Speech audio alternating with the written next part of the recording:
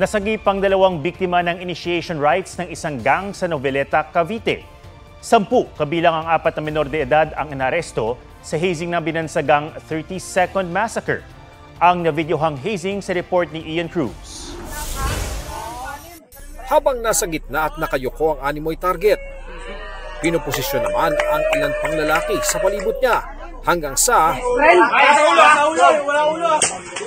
sunod-sunod na siyang sinuntok at tinadyakan. Ayon sa pulisya, bahagi ito ng initiation rites ng mga bagong recruit sa isang gang sa Noveleta, Cavite. At ang tawag nila sa matinding pananakit, 30 Seconds Massacre.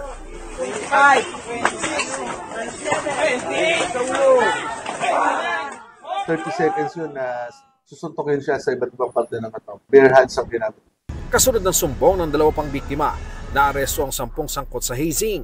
4 sa kanila, menor de edad na hawak na ng DSWD. Iba rito, dumayo pa kami from Cavite City, Tansa. Tinanong natin kung anong meron. Ang sabi nila, meron lang silang gathering or meeting.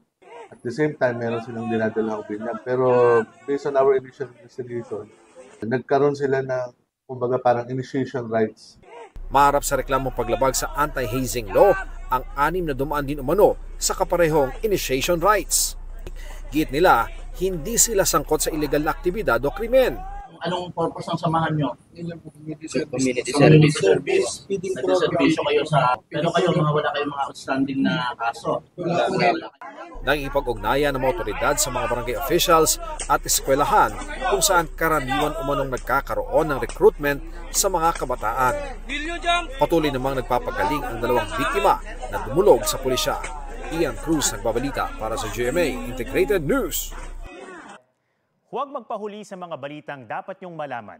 Mag-subscribe na sa GMA Integrated News sa YouTube.